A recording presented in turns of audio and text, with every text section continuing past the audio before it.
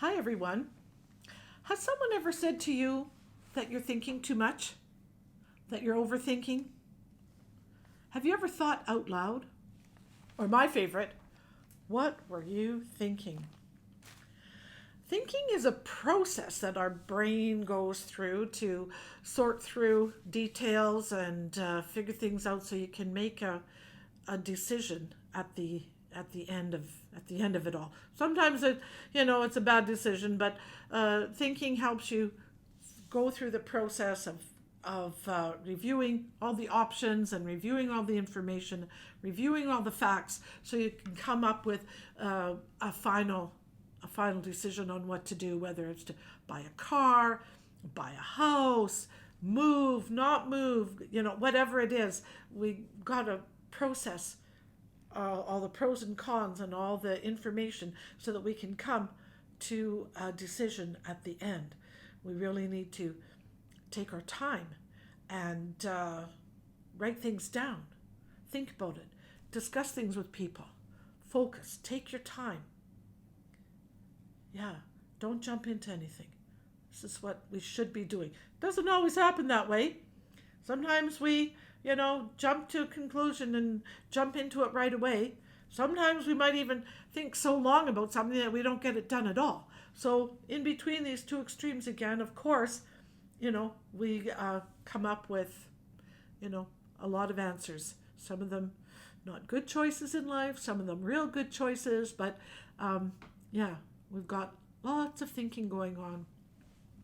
There are scholars that say that there are 7 different types of thinking. Let me read those to you here. Critical thinking, that's analyzing a number of facts. Analytical thinking, examining the parts of an argument. Research, comparing and contrasting things. Then you come to your decision. There's creative thinking, that is not really creating anything new, but using existing information and processes to come up with a new way of doing something. There's abstract thinking, there's concrete thinking, convergent thinking, divergent thinking. Yeah, it's a real study. Psychologists and scholars have a real heyday figuring things out. And I'm sure doing a lot of thinking and writing down. They suggest, in order to improve your thinking, to write, to study, do some mind mapping, discuss with other people things, like I said, debating, and then, of course, there's meditating, taking a special time and just, close everything off and just sit and think about what the options are and how you want to go about it. Now, there are scholars that think that we have 60 to 80,000 thoughts a day. Some people say only 6,000, but whether it's 60,000 or 6,000 thoughts a day, that's a lot of thoughts going on in our brain. A lot of these are just intrinsic thoughts to get us through our day of what our day activity is, but it's all part of the mind and thinking and functioning through our life. Our mind and body work together. It's hard to believe that we have that many thoughts going on in one day. But, just try sitting down and concentrating on something, and sure enough, something will pop in to distract you. So, yeah, there are thoughts going on all the time. And so in order to focus on something and to really think constructively to a good end, whether it's conscious or, we have unconscious thoughts too. And those can maybe get us into trouble, perhaps. But yeah, we all have seen that cartoon where the guy's sitting there, he's got the angel on one shoulder and the devil on the other, and they're all telling him what to do. And he's got this deer in the headlights sort of look. What is he going to do?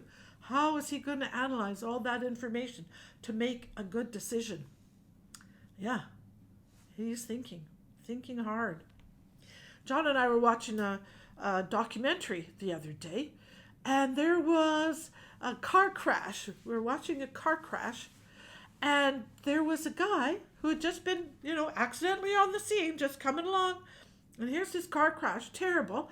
And he jumped out into the street, ran over to help the people in distress, get them out of that car. It was on fire.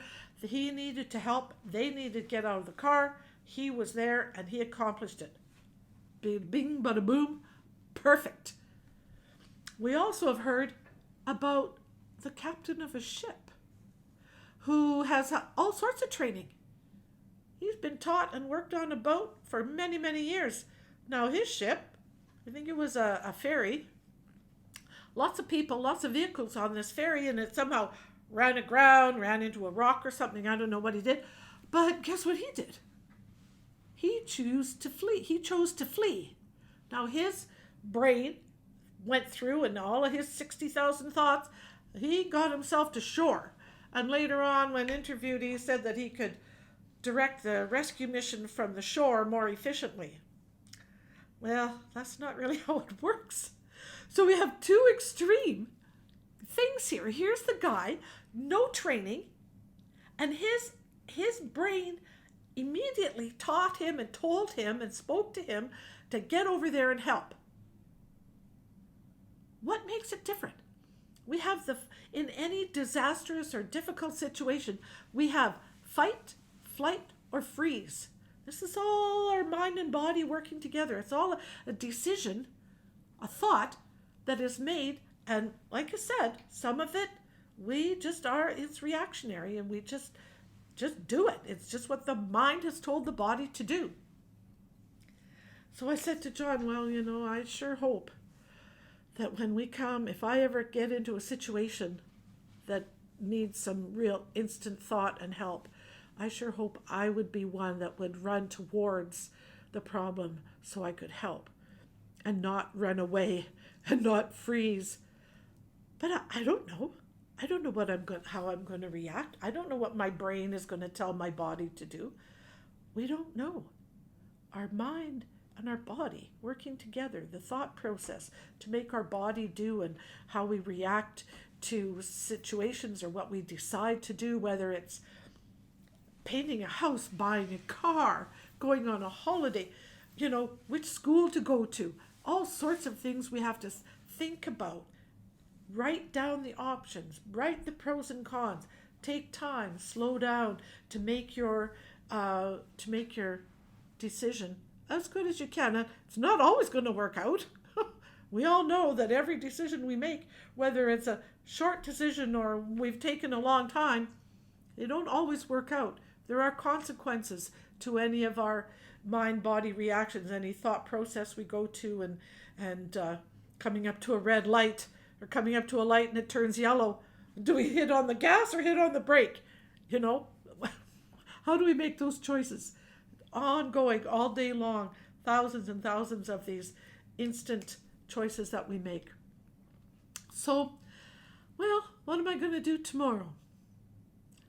Am I going to work on my Every Bag Has a Story book? Am I going to work on my perpetual calendar book? Am I going to work on my fabric dyeing? What am I going to do? I have to sit down and think about that. Let me think. What am I going to do? Have a good day.